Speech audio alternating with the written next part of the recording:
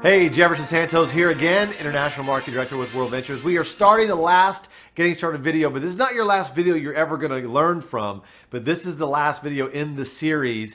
And we're talking about third-party validation. Who is validating you? And this is so key right here. This is like the magic pixie dust that really gets the thing going and gets the duplication going. So let's go ahead and break this down real quick.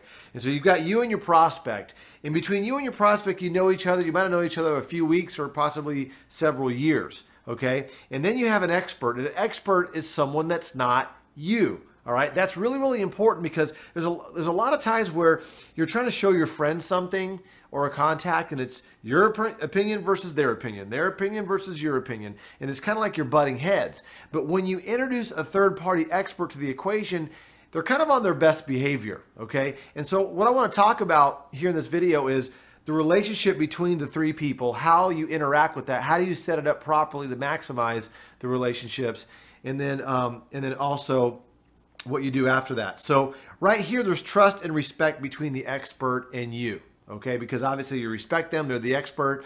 There's trust there because they're helping you build your business. Now, the expert does not have to be somebody in your upline. A lot of people get a little bit trapped in that. They have to say, well, somebody in my upline, which is those are the people above you in the compensation plan that are financially incentivized to help you, okay? It's mathematically impossible for your upline to do three-way calls with everybody. Does that make sense? Or a two-on-one presentation or a three-way call. So an expert is anybody that you've met in World Ventures that's got a great story that can kind of basically help validate what you're already saying. Does that make sense? Because we always say a prophet is not a prophet in his own hometown or his own land or her own land, okay? Familiarity breeds contempt. If they know you too well, they're not going to respect you on a certain subject, okay? So there's trust here because you're showing your friend or your prospect or whatever, but a lot of times there's not respect on the subject of building a business, right? And so here, you're going to create a bridge of respect between your prospect and also the expert, okay? And you're going to do that using a term called edification. And edification means simply this. It means to build up or to strengthen, okay? And what you're going to do, and I'll explain and give you the verbiage here, is what you're going to do is you're going to introduce your prospect to the expert. And the only thing your prospect knows about the expert is what you say about the expert, okay? And you kind of want to build it, not false flattery, but genuine edification, but you want to act like the expert like walks on water, or they're kind of like Donald Trump or something like that. You want to really build them up to where your prospect's like, wow, I'd love to talk to them. And versus, some kind of ambush thing where you're kind of ambushing it with two people on one person. You don't want to create that situation, all right? So let's kind of play this out here. So let's just make an example. Let's say it's a three-way phone call. A three-way phone call or two people that are in the business that are talking to somebody that's not in the business. That's what a three-way phone call is, all right?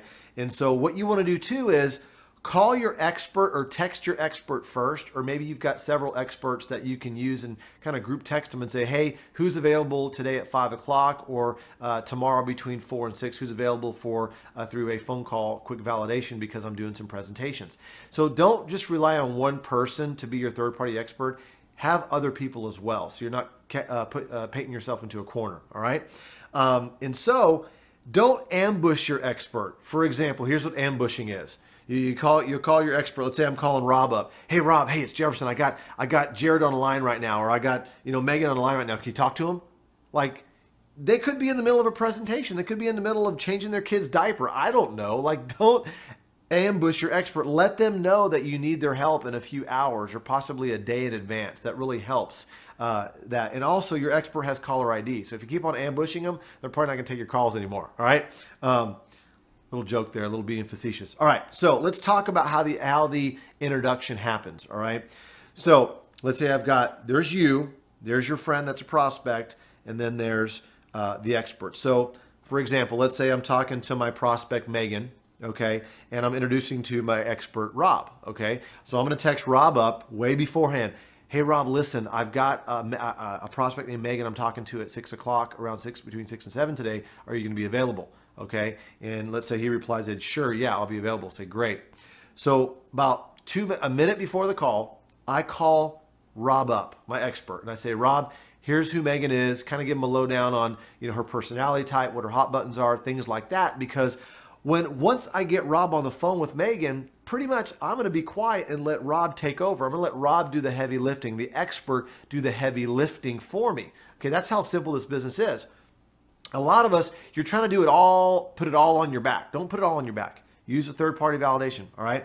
So give him a heads up. So he's well informed when he goes into the phone call to help move her to a buying decision, okay? And the expert's job is to get the prospect pretty much to a buying decision or very, very close, okay? And I'll come back to that in a second, all right?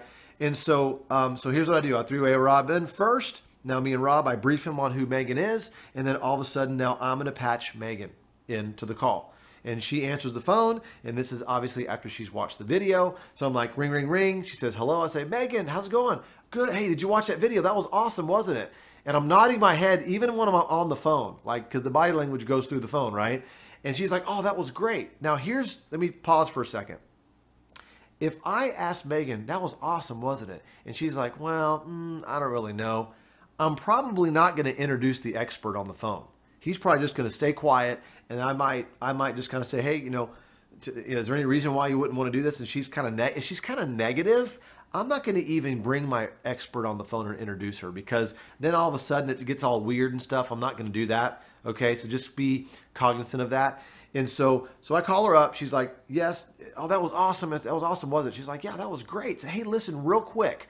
It's very important that you say the word real quick. Okay. So hey, listen, real quick, Megan. I took the liberty to grab my friend Rob. He's on the line with me right now. He's only going to pop on here for a couple of seconds to say hello. But Rob is he owns 7 companies, very, very successful in his own right, doing very well in the business. And hey, Rob, my friend Megan. Matter of fact, we went to school together, and she's one of the smartest gals that I know. She really helped me with a lot of tests and stuff. And I wanted you two guys to meet, and Rob meet Megan, Megan meet Rob. Okay, so I edified the expert first to my prospect, Megan, and then I edified Megan to my expert. So now she knows that the expert knows who she is. That's important, okay? And then the last piece is once I make the introduction, I kind of step back and put duct tape on my mouth, and I don't say anything. I never interrupt my expert. He's doing all the heavy lifting. Every time I jump in and interrupt him, I'm breaking down the credibility, okay? And that's just hurting my own paycheck, right? And so it's not about me trying to facilitate what I think I know. It's about the expert doing the heavy lifting. All right, so now the last thing is the expert's going to return the edification to me. So it might sound something like this. Rob might say, oh, Megan, how long? Man, Jefferson, I know you went to school with Jefferson, but Jefferson is just on his way to the top in this company, and it's so awesome that you guys are, great friends.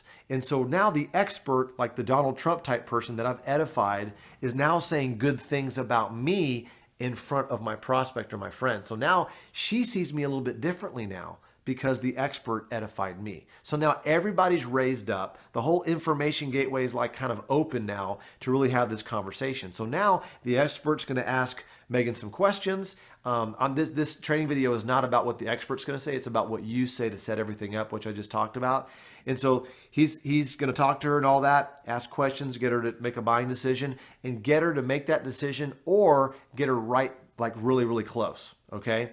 So now the call is over. Hey, great to meet you. Thank you very much. Looking forward to working with you. And the expert's also going to talk about how we're going to work together as a team, how's their support, all that stuff. All right. So now we hang up. Expert hangs up, and I'm going to stay on the phone with her real briefly for just like a minute. Okay. I don't want to get caught on the phone by myself trying to like backpedal.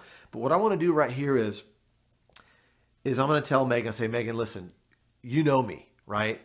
And I'm doing this with or without you, but I'd love to have you on the team. I'm going to put thousands of people in this thing. I'm excited about it. It'd be a blast for all of us to go on trips together. Are you ready to get started? And I'm just going to pause and wait for her to say yes or well, or I'm just going to be quiet, right? I'm going to give her time to process and think. Because see, sometimes you think the expert's supposed to do all the work. Yeah, they do most of the work, most of the heavy lifting. But really, you're the one with the relationship with your prospect. So the expert's going to get them right to the goal line, okay? And all you're going to do is just kind of nudge them over. You're just going to say, hey, you know me, right? We've known each other for 15 years. We've been doing business now for 20 years, whatever the relationship is. And then you just say, Hey, you ready to get started? And you just ask them. You make it personal and talk about how you're going to crush this thing. People follow people with certainty and that know where they're going. And if in your posture, in your voice, that you're excited and you're letting your prospect know, that your friend know that you're going to do this with or without them, they're going to be like, yeah, like I'm in.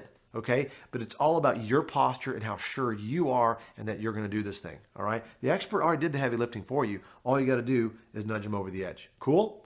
Awesome. So that's how edification works. That's how you build that respect bridge between the expert and the prospect so they have leverage, okay, to help your prospect make a buying decision. And that's how edification works. And that also works on a 2-on-1 presentation at a coffee shop. It also works when you're just getting your new person started and you just want them to hear a bunch of new stories to kind of get their pulse up and get them excited at the end of a presentation. You can just edify all these different reps in that presentation to your prospect. 5 different experts can be in a presentation. All these people that have World Venture stories, just introduce your prospect to all the different people in World Ventures and let them hear their stories. And it just kind of validates everything. Does that make sense? And so the more you use this right here, the more you're going to be successful. I always get people that are like, well, Jefferson, I'm talking to all these people. I've done 50 presentations, but nobody signed up. And I'm asking them, well, what are you doing after they see the presentation? Who are you getting on the phone? Who's validating you? They're like, no one? Duh, that's right. That's what needs to happen. You got to be validated. It's very, very important. So, guys, wealth building is a team sport. Don't try to do this by yourself. Don't try to cowboy this thing up. And the last piece I want to share with you before I send you off to go build your business is this right here. Here's a baseball diamond, all right? And your job is to hit a home run and get back to home plate. But a lot of people misinterpret signing someone up as a member or whatever as getting a home run. That is not the home run. Okay, that's only first base. First base is getting that first sale. You make your list of your top 10 or top 20 people, get that first sale. That's only first base. Then you work with that new person, help them get their list of 20. That's second base, right? And then you help those new people get their first sale. That's third base. Okay, and then you getting your 6 is home plate. See, a lot of people, they think that getting around the bases is just making a sale. No, it's about getting to work. See, getting to work is getting to home plate. Getting that duplication is getting to home plate. That's the key thing that you need to do. And if you remember in a prior video, I talked about 6, getting 36, 216, and 1296, right, on that 4th level. 1296, hypothetically, could earn you well over $25,000 in cycle pay and over $6,000 in residual income every single month. And so that's all you have to do is, we start at the beginning is getting your 6, and I'm ending right now full circle getting your 6 and going around the diamonds here. So with that said, happy building. I look forward to seeing you at one of our next training events in person and also on the beaches of the world. See you soon.